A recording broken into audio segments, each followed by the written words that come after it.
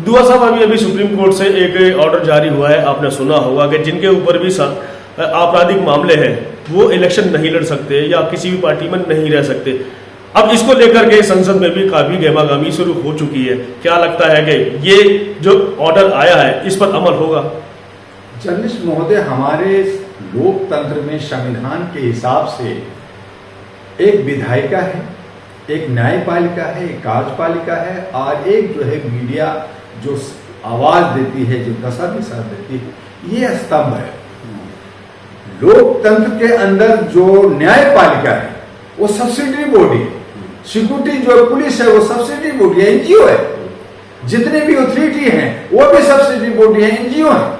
लेकिन चूंकि उनको सरकार से सैलरी मिलता है, संरक्षण मिलता है, तो सरकार के बारे में बात करते हैं। सुप्रीम कोर्ट बहुत बार अपना नोटिफिकेशन बहुत सारे बातें की, लेकिन उसको इंप्लीमेंट फिर होम मिनिस्ट्री करेगा। तो जब होम मिनिस्ट्री राजनीति से प्रेरित होगा, होम मिनिस्ट्री जो है कुछ चंद सांसदों से चलेगा, तो आपको न्याय कहां से मिलेगा? आप सुनते रहिए कि ये हुआ वो हुआ। दल बंधु पे भी, पार्टी के दल बंधु पे भी कानून बना हुआ है, आप नहीं कर सकते। लेकिन आप देखते हैं खुल्लम खुल्ला, इस पार्टी से उस पार्टी, उस पार्टी से इस पार्टी। आप दिल्ली में देखा, चाहे गहलोत हो, चाहे अर्जुन लवली हो, चाहे कपिल मिश्रा हो, ये सब पार्टी छोड़ के दूसरी पार्टी में गए, अपना बाहुबल दिखाया, अपना पासा दिखाया और चोरी डकैती कर करके नेता बन गए। तो ऐसे ही तमाम राज्यों का, हम एक राज्य की उदाहरण दिया, तमाम राज्यों में हो रहा, आज भी हो रहा है। कोई गंगाराम है, कोई मंगलू राम है, कोई ये है, कोई वो है, यही कर रहे हैं। तो इस तरह से दल बंधु भी खतरनाक है। आपका सवाल है कि जो क्रिमिनल है वो इलेक्शन नहीं लड़ेंगे, वो भी कानून है, वो भी शपथ भरा जाता है। जब हम लोग नॉमिनेशन कराते हैं तो उसमें शपथ के आप क्रिमिनल हैं क्या है उसका पूरा ब्यौरा दीजिए। आपको अगर आप जेल में है तो नहीं कर सकते, लेकिन ये सब कुछ होने के बाद उसमें कुछ लकूना डाल दिया जाता है।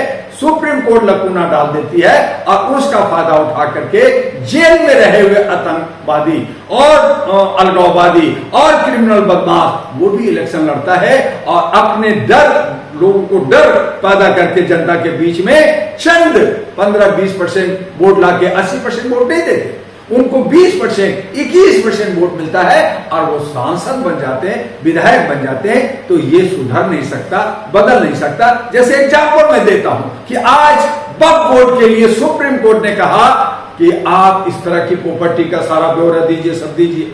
उसमें जो है मौलाना जो देखेगा उसमें जो है 3 हिंदू दूसरे धर्म के लोग भी हो सकते हैं। तो आपने रास्ता तो दे दिया घुसने का। एक तरफ कहा कि नहीं मैंने तो मुसलमानों के लिए कहा, लेकिन आपने दूसरी तरफ आप दरवाजा खोल दिया है। तो जब दरवाजा खुला रहेगा, खिड़की खुला रहेगा, तो हवा भी तो आएगा ना।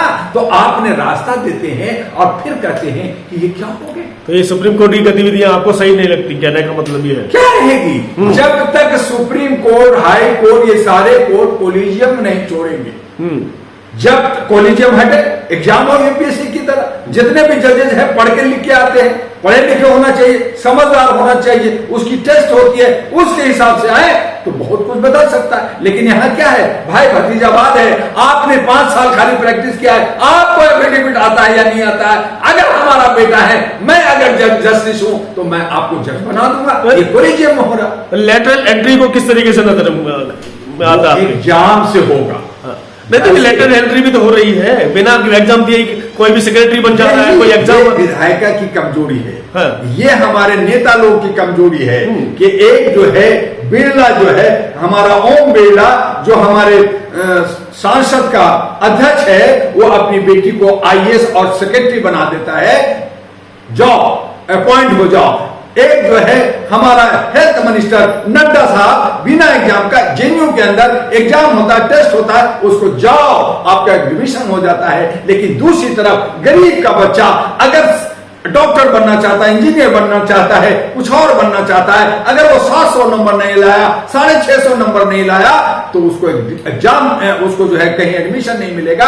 और वो बेचारे को, जो गरीब, जो अमीर है, जो 120 नंबर, 131 नंबर, 32 नंबर लाते हैं, वो 1 करोड़ 2 करोड़ दे करके वो मेडिकल कर लेता है, विदेशों में पढ़ लेता है। तो ये जो अव्यवस्था है, ये जो जो हमारी समता का, ये जो ऊंच नीच का ये भेदभाव है, ये समाज में बना हुआ है। और यही वजह है कि ब्राह्मणवाद और समाजवाद राज कर रहे हैं, चाहे वो विधायिका में हो, चाहे वो न्यायपालिका में हो, चाहे वो हमारा कार्यपालिका और मीडिया में हो। आज देखिए मीडिया, जिसको आप पेड मीडिया, गोल्ड मीडिया कहते हैं, उसमें सब ब्राह्मणवाद, सब समाजवादों का वर्चस्व है। ऐसी सूरत में जब 90% के लोग बात करते हैं मेरा हिस्सा दे दो, तो मुझे बहुत हैरानी होती है। तुम किस बात के हिस्सा मांग रहे हो? तुम कहो सब मेरा है, तुम्हें अगर 2-4% चाहिए तुम ले लो, ये मैं तेरे को देता हूं। लेकिन मांगने की जो प्रवृत्ति है, ये जो भीख मांगने का, हम जो है लॉलीपॉप लेते हैं, हम जो है फ्री की रेवड़ी लेते हैं, वही हमारी कमजोरी है, हमारी समाज की कमजोरी है। मैं अपने समाज को कहता हूं, मैं अपने बहुजनों को कहता हूं कि तुम दिग्भ्रमित हो, तुम एक इकट्ठा नहीं हो, तुम में इतनी ताकत नहीं है कि तुम अपने हक अधिकार को छीन सको। तुम चीखते हो, चिल्लाते हो, धरना देते हो, प्रदर्शन करते हो, कार्यक्रम करते हो, और जो है मीटिंग सीटिंग करते हो, चंदा करते हो, आप बहुत बुजुर्गों का खूब फोटो लगाते हो, लेकिन आप में वो शूर नहीं है कि आप 543 को खड़ा कर सको, 272 को निकाल सको, 100 को निकाल सको। और जो आज जो है SC ST OBC के आज भी पार्लियामेंट के अंदर 295 है, वो इस्तीफा दे दे और मोदी को गिरा दे। आप मोदी का विरोध करते हो, इसलिए मैंने ये भी कहा कि मोदी या चीफ मिनिस्टर की कोई गलती नहीं है, गलती हमारी है कि हम उन्हें साथ देते हैं। अगर सांसद और विधायक साथ नहीं देगा तो कोई प्रधानमंत्री नहीं बन सकता। जनता प्रधानमंत्री और मुख्यमंत्री डायरेक्ट नहीं चुनता, हमारे जनप्रतिनिधि चुनते हैं। तो ये सब अव्यवस्था, ये अव्यवस्था है और हमें लोगों को दिग्भ्रमित किया जाता है। बहुत सारे संगठन, बहुत सारे पार्टियां बनकर करके ये सारे जो गेम खेलते हैं, ये समाजवादियों का खेल है और वो सब अपने काम में कारगर हैं। और हम नकारा, हम जो है भेड़ बन करके, हम गुलाम बन करके मानसिक गुलामी में जीते हैं और कहते हैं मैं 90% हूं। 90% को आप उकसाने का काम कर रहे हैं, इस पर आप पर देशद्रोह मुकदमा हो सकता है। मैं तो अपने लोगों से हैरान हूं, 40 साल से इन समाज को जगाने की कोशिश कर रहा हूं, लेकिन मानते नहीं। जब चाहूंगा डीजे बजाऊंगा, डांस करूंगा, करोड़ों रुपया खर्च करूंगा, पूजा पाठ में खर्च करूंगा, लेकिन मैं सत्ता और या मैं अपने अधिकार को नहीं लूंगा, मैं सही रास्ता पे नहीं जाऊंगा। आप शराब पियोगे, आप मुफ्तखोरी करोगे, आप गुलामी करोगे, आप उस तरफ भागोगे, आप अपना वोट जिसकी कीमत नहीं समझते कि वो कितने हजार करोड़ और लाखों का है, उसको भूल कर करके आप चंद में बिक जाओगे। तो मैं किसको गाली दूं? मैं दूसरे को क्यों दोष दूं? मैं खुद दोषी हूं, मैं मेरा समाज दोषी है। हम अपने समाज को नहीं सुधारेंगे, अगर हमारा समाज अगर बेहतर नहीं होगा तो दूसरे पे उंगली उठाना ठीक नहीं है। क्योंकि एक उंगली अगर हम दूसरी तरफ उठाते हैं तो 4 उंगली हमारे तरफ होता है। इसलिए दर्द है कि अब 90% मेरा है, मुझे 27%, मुझे 33%, मुझे 11%, मुझे 14%, मुझे 43% नहीं चाहिए। आज महिलाओं को मोदी जी ने कहा मैं 33% दूंगा, महिलाओं के 51% का भागीदारी है, ओबीसी 52% है, आप 27% देते हो, अन्य लोगों को 18 और 5% देते हो।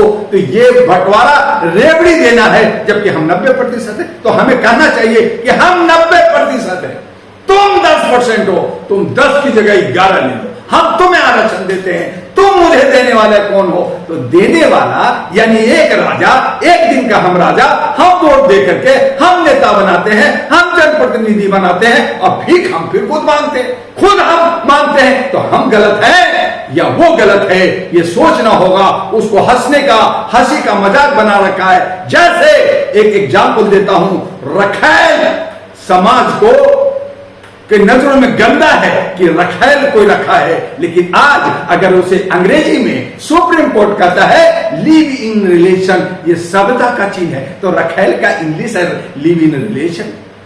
तो वो हमारा हालात बना रखा है।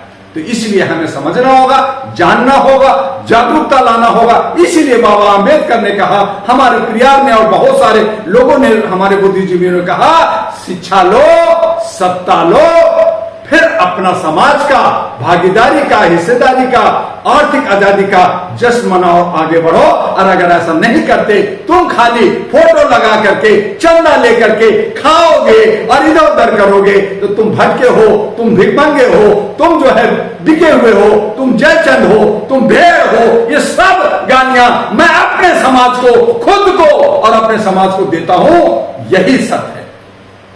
धन्यवाद।